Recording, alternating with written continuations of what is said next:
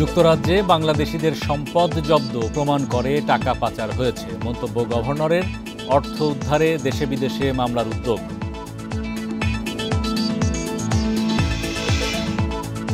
ঈদের লম্বা ছুটি শেষে ব্যাংক খুললেও তেমন ভিড় নেই। পুঁজিবাজারে সূচকের উত্থান, বেড়েছে লেনদেনও।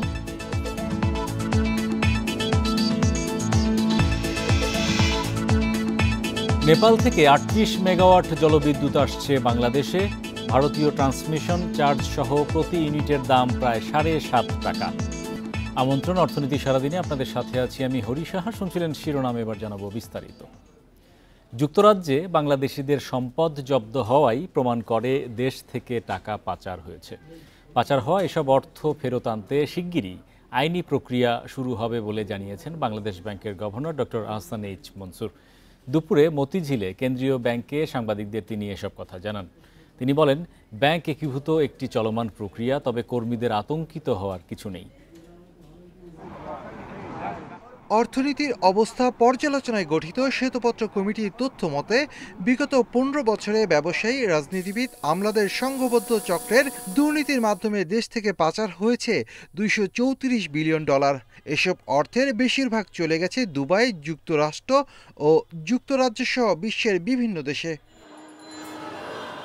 পাচার হওয়া অর্থ ফিরিয়ে আনতে একের পর এক পদক্ষেপ নিচ্ছে অন্তর্বর্তী সরকার। সম্প্রতি যুক্তরাজ্যের সফর শেষে সংবাদ সম্মেলনে বাংলাদেশ ব্যাংকের গভর্নর বলেন, বিদেশ থেকে অর্থ ফিরিয়ে আনা এই সরকারের অন্যতম লক্ষ্য। বলেন, অর্থ পাচার রোধ এবং পাচার হওয়া অর্থ ফেরত আনতে দেশ ও বিদেশে মামলা করতে পারে সরকার। তবে কী ধরনের মামলা করা হবে এবং কিভাবে তা পরিচালনা করা হবে সে বিষয়ে সিদ্ধান্ত নেবেন আইনজীবীরা। আউট অফ কোর্ট সেটেলমেন্ট যদি যেতে হয়, সেটাও একটা প্রক্রিয়া। সেখানে তখন লয়াররা আলাপ করবে এবং তারা ক্লায়েন্টদের সাথে, দুই পক্ষের ক্লায়েন্টের সাথে আলাপ করে যে একটা সমঝোতা আসতে পারে কিনা, সেটাও একটা প্রক্রিয়া। এই সিদ্ধান্ত সরকারকে নিতে হবে। সংবাদ সম্মেলনে গভর্নর বলেন, যুক্তরাজ্য ও যুক্তরাষ্ট্র থেকে পাচার হওয়া অর্থ ফেরত আনা অপেক্ষাকৃত সহজ হলেও অন্য দেশ থেকে এ প্রক্রিয়ায় পাচার হওয়া সম্পদ উদ্ধার করা কঠিন। তবে সব দেশের সাথেই আলোচনা চলছে। এ সময় এক প্রশ্নের জবাবে গভর্নর জানান, অর্থ পাচারের বিষয় থেকে মানুষের নজর অন্যদিকে সরাতেই তাকে ব্যক্তিগতভাবে আক্রমণ করার চেষ্টা করছে ষড়যন্ত্রকারীরা। আমার ছেলে মেয়েরা কী করছে না করছে, অ্যাডাল্ট ছেলে মেয়ে, তারা তাদের লাইফ নিয়ে থাকবে। বাড়ি কিনবে না গাড়ি কিনবে, কোন দেশে থাকবে, কোথায় বিয়ে করবে, সেটা তাদের ব্যাপার। এটা আমার কোনো ব্যাপার নয়। কাজেই এইখানে এই পুরো জিনিসটাই হচ্ছে অযাচিত চর্চা। এটাতে আমাদের যাওয়াই উচিত নয়। এবং যদি কোনো প্রমাণ থাকে যে আমি $1 পাঠিয়েছি, আপনার প্রমাণটা নিয়ে আসেন। এ সময় গভর্নর বলেন, ব্যাংক একীভূত হলে ব্যাংকের অনেক শহরের শাখা বন্ধ হলেও গ্রামের নতুন শাখা চালু হবে। ফলে কর্মসংস্থানের কোনো সংকট হবে না। যে কোনো কেন্দ্রীয় ব্যাংক এবং শফিল আলম সুজন, ইন্ডিপেন্ডেন্ট নিউজ, ঢাকা। এদিকে ঈদ উপলক্ষে টানা 10 দিন বন্ধের পর রোববার খুলেছে দেশের সকল ব্যাংক। দিনের শুরুতে গ্রাহকদের আনাগোনা কম থাকলেও বেলা বাড়ার সাথে সাথে বেড়েছে উপস্থিতি। এদিকে টানা ছুটির পর দেশে 2 শেয়ার বাজারে বেড়েছে সূচক ও লেনদেন। ডিএসইতে লেনদেন ছাড়িয়েছে 250 কোটি টাকা। ঈদের টানা 10 দিন ছুটি শেষে আবারও খুলেছে দেশের ব্যাংকগুলো। দিনভর রাজধানীর বিভিন্ন শাখায় লেনদেন করেছেন গ্রাহকরা। কেউ জমা দিয়েছেন, কেউ উত্তোলন করেছেন নগদ অর্থ। গ্রিন রোডে যে ব্যাংকটা আছে ওখানে গেছি, ওখানে ক্যাশ নাই। ঠিকাতলায় গেছি, হ্যাঁ সোনালী ব্যাংকে। ঠিকাতলাও ক্যাশ নাই, হাজারিবাগেও নাই, তারপর আমরা এখানে আসছি। তবে ছুটির দিনগুলোতে ভোগান্তি পোহাতে হয়েছে অনেক গ্রাহককে। রাজধানী সহ দেশের বিভিন্ন এলাকায় এটিএম বুথে ছিল নগদ টাকার সংকট। একাধিক বুথে গিয়ে ফিরতে হয়েছে খালি হাতে। এতে ভোগান্তিতে পড়েছেন অনেকেই। অনেক ব্যাংকেই দেখা গেছে যে আসলে সাফিসিয়েন্ট ব্যালেন্স ছিল না, ফলে টাকাটা আসলে তোলা সম্ভব হয় এটিএম বুথ থেকে। ওইটা একটা প্রবলেম ছিল। দেখা যাচ্ছে যে তাদের কার্ডের জন্য রেস্ট্রিক্টেড করে দিয়েছে। এমনি সময় তো আপনি যে কোনো বুথেই নিতে পারেন, নিয়মটাও তাই যে আপনি সব ব্যাংকেরটাই পারবেন। সব ব্যাংকে যে সার্ভিস নিতে পারে যে কোনো বুথ থেকে। তার জন্য হয়তো কোনো ব্যাংক চার্জ নাই, কোনো ব্যাংক চার্জ নেই।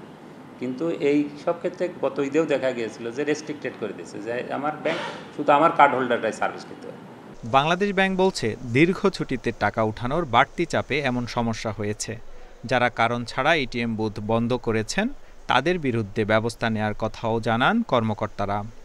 এই নোটিশটা একটা ডকুমেন্ট হয়ে গেল, ডকুমেন্টারি এভিডেন্স।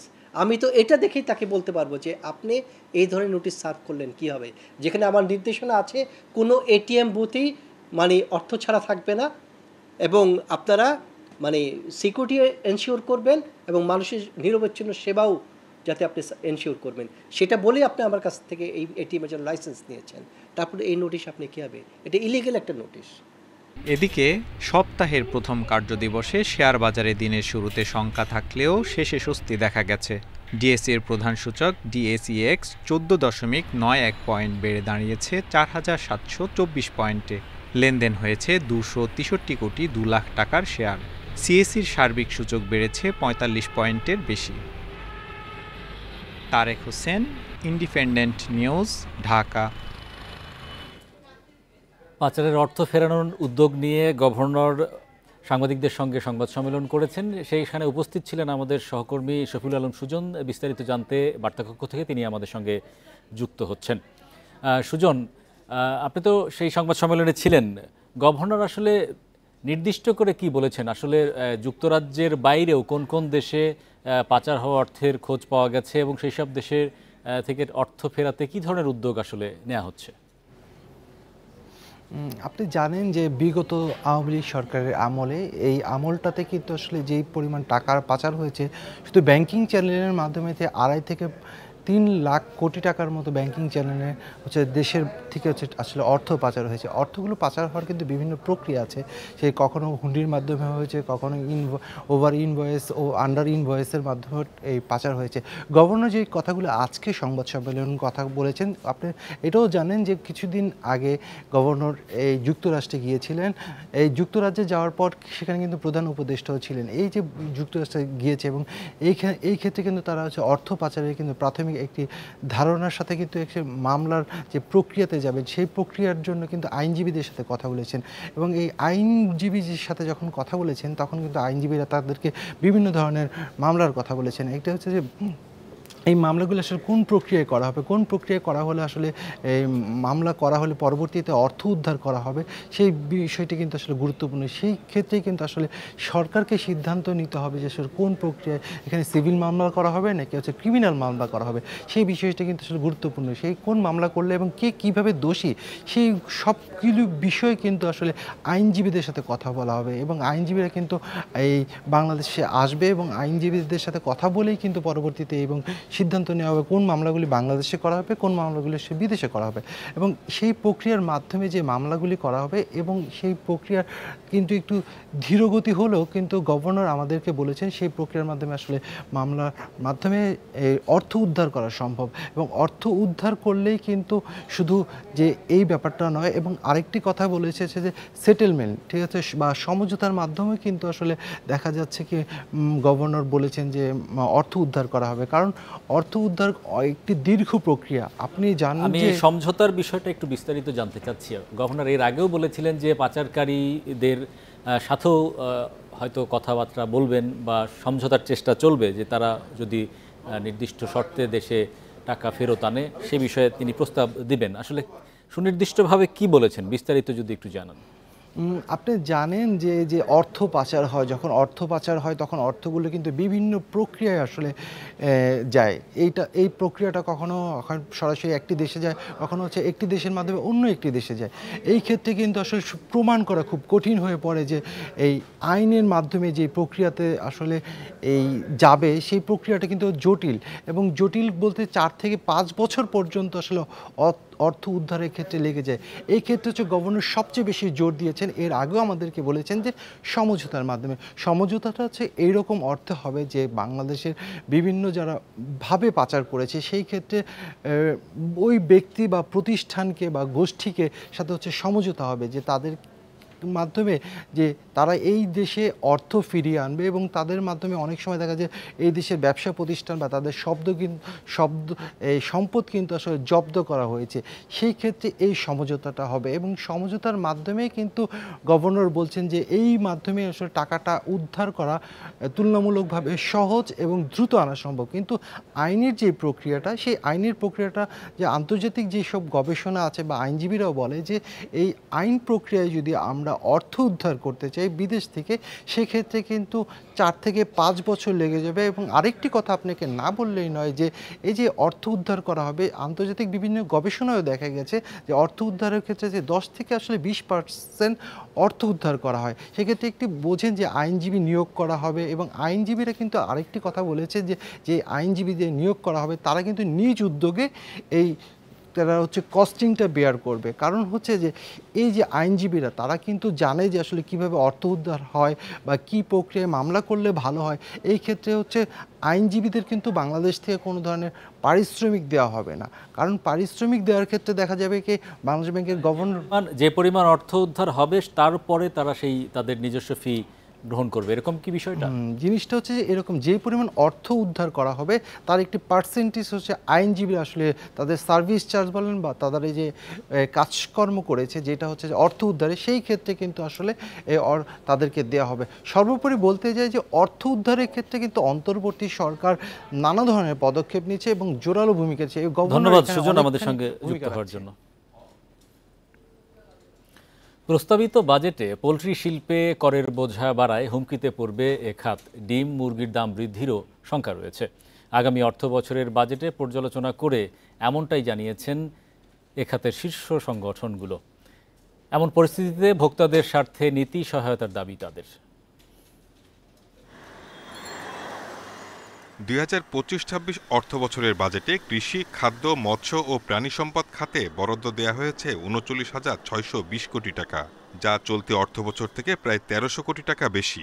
এবার বাজেট অর্থায়নে পোল্ট্রি খাত থেকে বেশি রাজস্ব আদায়ের পরিকল্পনার কথাও জানিয়েছেন অর্থ উপদেষ্টা। বাজেটে পোল্ট্রি খাতের প্রতিষ্ঠানগুলোর টার্নওভার কর 0.6% থেকে বাড়িয়ে 1% করা হয়েছে।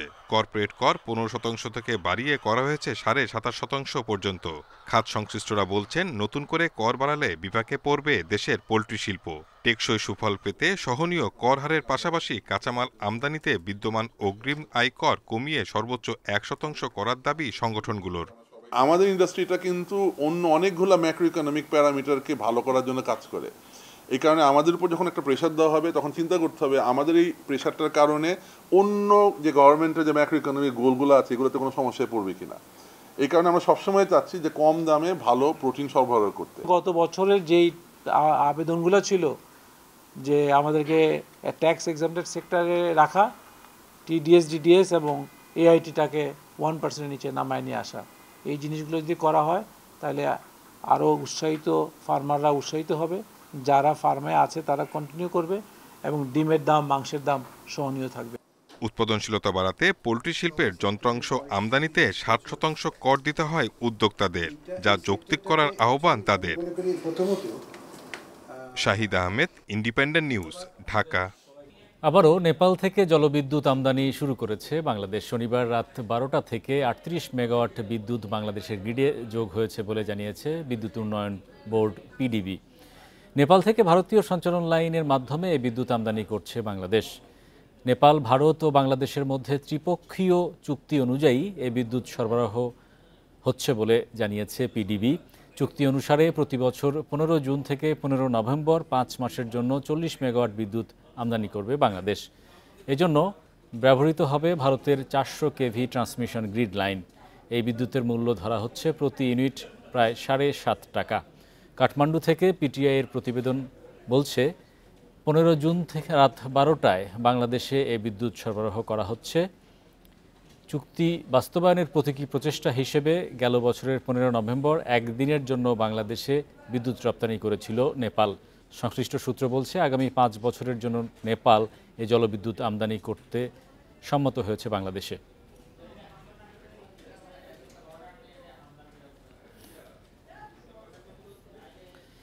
ঈদের ছুটি শেষে 10 দিন পর বেনাপোল বন্দরে আমদানি রপ্তানি শুরু হয়েছে। এতে বন্দর এলাকায় আবারও ফিরে এসেছে কর্মচাঞ্চল্য। তবে টানা ছুটিতেও আন্তর্জাতিক চেকপোস্ট, ইমিগ্রেশন দিয়ে দুই দেশের মধ্যে পাসপোর্টধারী যাত্রী পারাপার স্বাভাবিক ছিল। বেনাপোল বন্দরের উপপরিচালক মামুন কবির তরফদার জানান, 5 জুন থেকে 14 জুন পর্যন্ত টানা সরকারি ছুটি থাকার কারণে বেনাপোল বন্দর দিয়ে আমদানি রপ্তানি বাণিজ্য সহ বন্দরের সকল ধরনের কার্যক্রম বন্ধ ছিল। ছুটি শেষে আজ সকাল থেকেই আমদানি রপ্তানি বাণিজ্য পুনরায় শুরু হয়েছে। পুরোদমে চলছে বন্দরে পণ্য ওঠানামা ও খালাসের কার্যক্রম। এদিকে ঈদের ছুটির পর চাঁপাইনবাবগঞ্জের সোনাম মসজিদ স্থলবন্দরে কার্যক্রম শুরু হয়েছে, তবে ভারতের কাস্টমস কর্তৃপক্ষের কারিগরি সমস্যার কারণে দুপুর পর্যন্ত পণ্যবাহী ট্রাক আসেনি বন্দরে।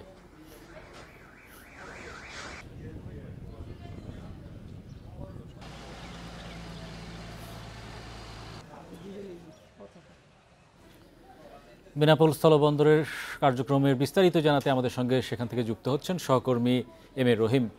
রহিম, কি অবস্থা বেনাপোল স্থলবন্দরে? আজকে ঈদের ছুটির পরে কার্যক্রম কতটা গতি পেয়েছে?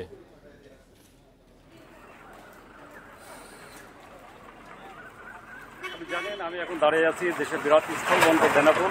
যে বেনাপোল বন্দর দিয়ে প্রতিদিন 415 ট্রাক যেমন ভারত থেকে আমদানি 10 দিন ছুটি, অর্থাৎ আধা বা সপ্তাহে ছুটি নিলে টানা 10 দিন ছুটি শেষে আজ রোববার সকাল থেকে বেনাপোল বন্দর দিয়ে আমদানি রপ্তানি অনেক স্বাভাবিক হয়েছে। আমরা সকাল 10টা পর্যন্ত বেনাপোল বন্দর কর্তৃপক্ষের সাথে যেটা কথা বলেছি, বন্দর কর্তৃপক্ষ আমাদের যেটা জানিয়েছে, সকাল 10টা পর্যন্ত বাংলাদেশের যে পণ্যবাহী ট্রাক প্রায় 78 ট্রাক ভারতে ফিরে গেছে। অন্যদিকে আমরা 2টা পর্যন্ত বন্দর বা আমদানি রপ্তানির সাথে যারা সংশ্লিষ্ট তাদের সাথে আমরা কথা বলে যেটা জেনেছি, দুপুর 2টা পর্যন্ত ভারত থেকে 35 ট্রাক পণ্য যেমন আমদানি হয়েছে, ওরকম 78টি ট্রাক 230 পর্যন্ত ভারতে রপ্তানি হয়েছে। আর যেহেতু বন্দরের দীর্ঘদিন বন্দর বা কাস্টম ওপেন হয়েছে, এই কারণে বন্দর বা কাস্টমস অনেকটা প্রান্ত অঞ্চল শেষ হয়েছে। বন্দরে আমদানি রপ্তানি কিন্তু যে পণ্য লোড আনলোড অনেকটা স্বাভাবিক হয়েছে। তবে অন্য দিনের মতো যে আমদানি রপ্তানি বাণিজ্যের যে গতিটা আজকে হয়তো যারা দীর্ঘদিন ছুটি ছিল অনেকেই কর্মস্থলে না আসায় অর্থাৎ সেভাবে প্রান্ত অঞ্চল সরে হয়নি। আমরা যেটা দেখেছি, আমরা দেখাতে চেয়েছি যে বেনাপোল বন্দরের যে আমরা টার্মিনাল ভেহিকল কার্গো ইয়ার্ড যে এখানে সবসময় প্রান্ত অঞ্চল থাকে, শত শত পণ্যবাহী ট্রাক এই সড়ক দিয়ে বা এই বাইপাস সড়ক দিয়েই ভারত ও বাংলাদেশের মধ্যে আমদানি রপ্তানি হয়ে থাকে। আজকে দীর্ঘ 10 দিন ছুটি শেষে কেমন প্রান্ত অঞ্চল অর্থাৎ আমদানি রপ্তানি ট্রাক সে ধরনের বেনাপোল বন্দরে প্রবেশ করেনি, ওভার দিকে ট্রাকটা পলে প্রবেশ করেনি। বন্দরের সাথে সংশ্লিষ্ট আমাদের যারা জানিয়েছে, অর্থাৎ আগামীকাল থেকেই পুরোদমে এই প্রান্ত অঞ্চলের অনেকটা ফিরে পাবে। অর্থাৎ দীর্ঘ 10 দিন পরে যেহেতু অনেকে যারা কাস্টম বন্দর সাথে সংশ্লিষ্ট তার দীর্ঘ ছুটি ছিল, এখনো কর্মস্থলে পুরোপুরি যোগদান না করায় তৈরি হয়েছে। তবে বন্দরে আমদানি রপ্তানি কিন্তু পণ্য লোড আনলোড অনেকটা স্বাভাবিক হয়েছে। আমরা কথা বলেছি 4টার দিকে পর্যন্ত তারা আমাদেরকে যেটা জানিয়েছেন যে বেনাপোল বন্দরে যে পূর্বের যে মালামাল। ধন্যবাদ এম এ রহিম আমাদের সঙ্গে যুক্ত হওয়ার জন্য। বেনাপোল দিয়ে নতুন 2 রুটে রেল চলাচল শুরুর পর 3 মাসে রাজস্ব আয় বেড়েছে দ্বিগুণ। এই সময়ে কমে গেছে চোরাচালান। এছাড়া রেলের সেবায় খুশি যাত্রীরাও। ট্রেনের নিরাপত্তা নিশ্চিত করা সহ চোরাচালান রোধে কাজ করছে রেল পুলিশ। এ অবস্থায় ভবিষ্যতে রাজস্ব আয় আরও বৃদ্ধির আশা রেল কর্তৃপক্ষের। দেশের বৃহত্তম স্থলবন্দর বেনাপোলের সাথে দীর্ঘদিন একমাত্র যোগাযোগ ব্যবস্থা ছিল সড়কপথ। 2000 সালের পর ধীরে ধীরে শুরু হয় বেনাপোল, ঢাকা, খুলনা ও কলকাতার মধ্যে যাত্রী ও মালবাহী ট্রেন চলাচল। তবে চোরাচালান বাড়ায় ভোগান্তিতে ছিলেন যাত্রীরা। বেনাপোল দিয়ে সরাসরি ঢাকা ও মোংলায় রেল চলাচল শুরুর পর ব্যবসা বাণিজ্য সহজ হয়েছে, রাজস্ব আয় বেড়েছে দ্বিগুণ। রেলের সেবায় খুশি যাত্রীরাও। এখন ট্রেনে কোনো ঝামেলা নেই, চোরাচালান নেই, আমরা নিরাপদেই যাই। আগে গ্যাদারিং ছিল, তার ভিতরে চুরিটা হাতি করে নিয়ে যেত, পকেট কাটতো, ছিনতাই করতো। এখন এগুলো হয় না। না, এখন আপাতত ট্রেনের ভিতরে ওইটা নাই, এখন চোরাচালানি নাই বললেই চলে। সো শর্ট টাইমে আমরা আর কি ঢাকাতে যাইতে পারছি। রেল কর্তৃপক্ষ বলছে গত বছরের অক্টোবর থেকে ডিসেম্বর পর্যন্ত 3 মাসে রাজস্ব আয় হয়েছে 75 লাখ টাকা। আর চলতি বছরের জানুয়ারি থেকে মার্চ পর্যন্ত আয় হয়েছে 1,05 লাখ টাকা। গত অক্টোবর, নভেম্বর, ডিসেম্বর মাসের তুলনায় জানুয়ারি, ফেব্রুয়ারি মাসে প্রায় 30 লক্ষ টাকা রাজস্ব বৃদ্ধি পেয়েছে। চোরাচালানি লাগেজ সহ অন্যান্য পণ্য যাতায়াত না করায় যাত্রীরা ইহাতে সন্তুষ্ট প্রকাশ করেছে এবং রেলওয়ে নিরাপত্তা বৃদ্ধি পেয়েছে। যাত্রী নিরাপত্তা সহ সার্বিক সেবায় কাজ করছে রেল পুলিশ সহ নিরাপত্তা কর্মীরা। এর ফলে কমেছে চোরাচালান, বেড়েছে যাত্রী সেবার মান। অনৈতিক কাজ কিংবা চোরাচালানের ব্যাপারে আমরা সবসময় সতর্ক, কোনো প্রকার চোরাচালান যাতে না হয় সেজন্য আমরা সবসময় সতর্ক আছি। বর্তমানে স্থলবন্দর থেকে Benapole express, Khulna commuter, Mongla commuter, Rupshi Bangla ও বেতনা কমিউটার নামে কয়েকটি যাত্রীবাহী ট্রেন চলাচল করছে। Independent News. পশুর চামড়ার আমদানি থাকলেও হাটে বেচা কেনা তেমন নেই, যা বিক্রি হচ্ছে তাতে মিলছে না ন্যায্য মূল্য। সিন্ডিকেটের কারণে এবারও তাই বিপাকে পড়েছেন চামড়ার মৌসুমি ব্যবসায়ীরা। এতে ন্যায্য মূল্য নিয়ে সংশয়ে আছেন তারা। এবারের কোরবানির ঈদের পর রাজারহাটে লবণযুক্ত গরুর চামড়ার দাম উঠেছে 200 থেকে 900 টাকা পর্যন্ত, আর ছাগলের চামড়া বিক্রি হচ্ছে 10 থেকে 25 টাকায়। বিক্রেতাদের দাবি, হাটের ট্যানারির প্রতিনিধি বা বাইরের ব্যাপারীরা এখনো আসেনি। সে সুযোগ কাজে লাগিয়ে স্থানীয় ব্যাপারী ও আড়তদাররা সিন্ডিকেট করে বাজার দর নিয়ন্ত্রণ করছে। মালটার দাম 1800 থেকে 1900 টাকা, কিন্তু সেই মালটা যে রেট বেঁধে দিয়েছে তাই বেচা কিনা হচ্ছে 800 টাকা 900 টাকা। 30-40 পালি মালগুলো আছে 1000-1100 টাকা কিনতেছে, আর বাদ বাকি 4 মণ 5 মণে যে মালটা, এই মালটা আছে 700-800 টাকার ভিতরে। এবারের কোরবানিতে 1 লাখ চামড়া সংগ্রহের লক্ষ্যমাত্রা থাকলেও এ পর্যন্ত সংগ্রহ হয়েছে 45,000 পিস। ট্যানারি মালিকদের পক্ষ থেকে সুস্পষ্ট নির্দেশনা না আসা পর্যন্ত পরিস্থিতির উত্তরণ হবে না বলছেন ব্যবসায়ী নেতারা। ট্যানারিতে বিক্রি করে, তাদের দিক নির্দেশনা নাই, তারা কি দামে চামড়াটা কিনে তাদের কাছে বিক্রি করবে, এটার কোনো দিক নির্দেশনা নাই। ফলে আমরা হতাশার মধ্যে এখন কেনাকাটা চলছে। দেশের দ্বিতীয় বৃহত্তম নাটোরের চকবৈদ্যনাথ চামড়ার আড়ত। এখনও বিভিন্ন জেলা থেকে নাটোরের আড়তে আসছে লবণ লাগানো কাঁচা চামড়া, কিন্তু ট্যানারির প্রতিনিধি নেই চামড়া কেনার জন্য। তাই চামড়া নিয়ে অপেক্ষায় ব্যবসায়ীরা, কখন বিক্রি হবে তাদের চামড়া। সেই সাথে সরকার নির্ধারিত দাম না পাওয়ার আশঙ্কাও তাদের। আমি গরু চামড়া 800 টাকা করে কিনেছি, এখন বিক্রি করে লবণ টবণ দেওয়ার পরে 800 টাকায় দাম করছে, তা আমার তো সবই লস। আড়তে রাখেছি, এখন চামড়া আমরা কতদিন রাখবো? কোনো খরিদ্দার আসতেছে না ঢাকা থেকে। এই ছিল আজকের অর্থনীতি সারাদিনে। আমন্ত্রণ আমাদের পরের আয়োজনে।